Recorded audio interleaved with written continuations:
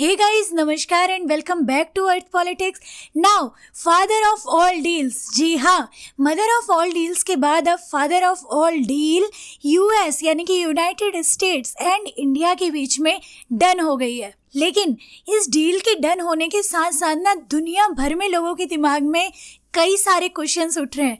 जैसे कि देखिए, सबसे बड़ा सवाल ये कि यार इंडिया और यूएस के बीच में काफ़ी लंबे समय तक काफ़ी टेंशन्स चल रही थी एंड उन टेंशन्स के बाद भी इस तरह की एक बड़ी ट्रेड डील कैसे डन हो गई। इस डील का इंडिया की इकोनॉमी पे सीधा क्या असर पड़ने वाला है और इसके साथ साथ इंडिया के एग्रीकल्चर और डेयरी फार्मा को लेके क्या अपडेट आई है इस डील में। और सबसे इम्पोर्टेंट और सबसे बड़ा सवाल कि क्या अब इस डील के बाद इंडिया रशिया से ऑयल खरीदना एकदम बंद कर देगा। तो आइए इन सभी सवालों को एक एक करके समझते हैं। नाउ देखिए, सबसे पहले हम ये समझने की कोशिश करेंगे कि व्हाट एग्जैक्टली हैपेंड, मतलब कि एग्जैक्टली हुआ क्या है इस डील में। तो देखिए, काफ़ी लंबे समय से भारत और अमेरिका के बीच ट्रेड टॉक्स चल रही थी, ये बात हम सब लोग जानते हैं। और अंततः सोमवार को अमेरिकी राष्ट्रपति डोनाल्ड ट्रंप ने ऑफिशियली ये अनाउंस किया कि भारत पर लगाया गया टैरिफ अब 50% से घट के सीधा 18% पे आ जाएगा। अब देखिए, टैरिफ पर लगा इतना बड़ा रिडक्शन कोई मामूली बात तो नहीं है। क्यों मामूली नहीं है? क्योंकि भारत अब उन देशों में आ गया है जिन पे सबसे कम टैरिफ लगाया जाता है।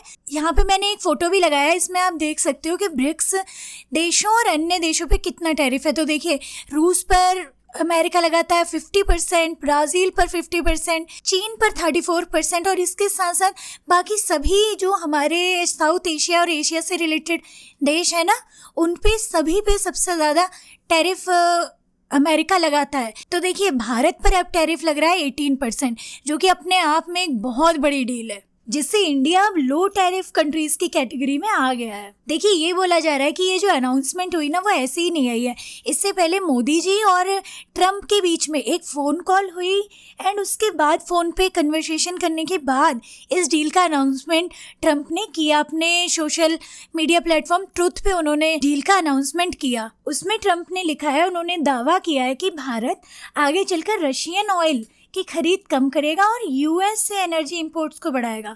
और साथ ही साथ उन्होंने ये कहा है कि अगर ज़रूरत पड़ी तो वेनेजुएला से भी इंडिया तेल खरीद सकता है। इसके साथ साथ पीएम मोदी ने भी ट्रंप को इस डील के लिए थैंक्स बोला है, लेकिन उन्होंने ऑयल और किसी भी बड़े परचेज को लेके कोई साफ बात अभी नहीं कही है। देखिए, अब सबसे बड़ा सवाल जो हम सबके दिमाग में चल रहा है कि यार कैसे इतनी सारी टेंशन्स के बाद ये डील अचानक से हो गई। देखो, हम सबको पता है कि अप्रैल में अमेरिका ने इंडिया पर 25% रेसिप्रोकल टैरिफ लगाया था, ठीक है। उसके बाद अगस्त में एक एडिशनल 25% का टैरिफ लगाया था पेनल्टी के रूप में, क्योंकि यूएस कह रहा था कि आप रशिया से ऑयल परचेज कर रहे हो लगातार, तो इसलिए हम आप पे 25% टैरिफ मतलब एक सज़ा के रूप में लगा रहे हैं। तो कुल मिला के ये टैरिफ कितना हो गया था?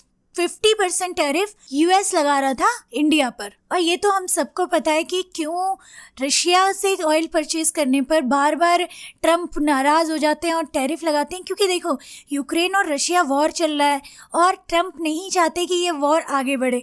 तो ट्रंप क्या चाहते हैं कि रशिया को इकोनॉमिकली आइसोलेट कर दिया जाए।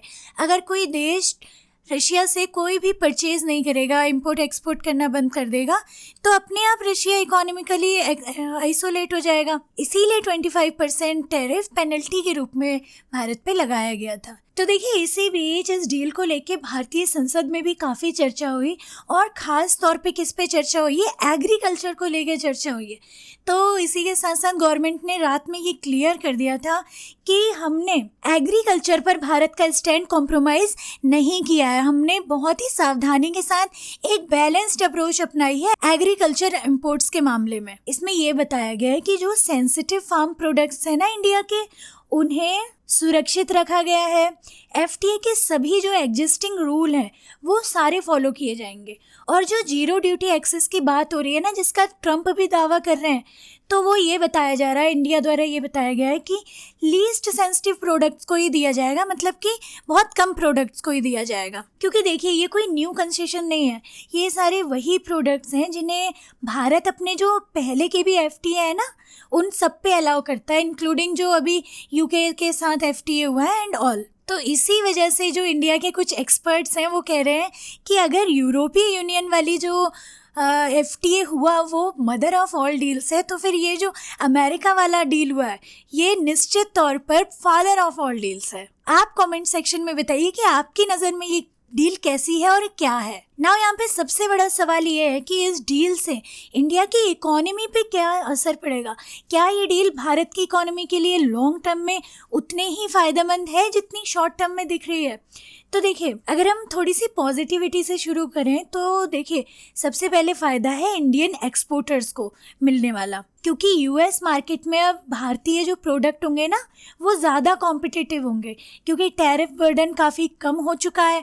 इसलिए टेक्सटाइल्स हो गया, फार्मा हो गया, इंजीनियरिंग गुड्स हो गए और इलेक्ट्रॉनिक्स जैसे सेक्टर को इसका डायरेक्ट फ़ायदा मिल सकता है। क्योंकि हम सब जानते हैं कि जब एक्सपोर्ट्स बढ़ते हैं ना तो कंट्री में डॉलर इनफ्लो बढ़ता है, जिससे रुपी पर प्रेशर जो है ना वो कुछ हद तक कम हो सकता है। इसके साथ साथ एक्सपोर्ट लिंक्ड मैन्युफैक्चरिंग जो है वो बढ़ेगी, जिसका इनडायरेक्ट असर एम्प्लॉयमेंट पे भी पड़ेगा। लेकिन पॉजिटिव इफेक्ट्स के साथ साथ इसके थोड़े से कंसर्न्स पे भी हम नज़र डाल के देखते हैं। तो देखिए अगर फ्यूचर में ऑयल परचेज को लेके प्रेशर बढ़ता है तो इंडिया को महंगा तेल खरीदना पड़ सकता है, राइट। इससे क्या होगा, जो इंडिया की एनर्जी कॉस्ट होगी वो बढ़ जाएगी, जिसका सीधा सीधा असर इंडिया की इन्फ्लेशन पर पड़ेगा। और दूसरा सबसे बड़ा कंसर्न है मेक इन इंडिया। देखिए अगर US से इंपोर्ट्स बहुत ज़्यादा बढ़ते हैं तो जो डोमेस्टिक इंडस्ट्रीज़ हैं उसके लिए कंपटीशन बहुत टफ हो सकता है। और नाउ देखिए तीसरी और सबसे स्ट्रेटेजिक बात यहाँ पे है कि ये डील ज़्यादा पर्सनल लीडरशिप केमिस्ट्री पर आधारित दिखती है, ना कि मजबूत इंस्टीट्यूशनल फ्रेमवर्क पर। ऐसी डील्स शॉर्ट टर्म में फ़ायदेमंद तो होती हैं, लेकिन लॉन्ग टर्म में स्टेबिलिटी के लिए सिस्टम्स और रूल्स ज़्यादा ज़रूरी होते। क्योंकि देखिए ये ट्रम्प है और इनका कुछ नहीं कहा जा सकता भाई ये कब बदल लें। और रशिया और इंडिया के बीच के जो रिलेशन है वो हमेशा से बहुत गहरे रहे हैं। तो क्या होगा रशिया और इंडिया के ऑयल का? क्या रशिया इंडिया से ऑयल परचेज करना बिल्कुल बंद कर देगा? और इंडिया और रशिया के रिलेशंस का अब क्या होगा? तो ये हम जानेंगे नेक्स्ट वीडियो में। और अगर आपको वीडियो अच्छा लगता है और इसमें कुछ भी आपको समझ में आया हो तो प्लीज़ कमेंट सेक्शन में ज़रूर बताइए। वीडियो अच्छा लगता है तो इसे लाइक कीजिए, चैनल पर न्यू है तो सब्सक्राइब कीजिए। मिलते हैं नेक्स्ट वीडियो में, तब तक के लिए नमस्कार। जय हिंद, जय भारत।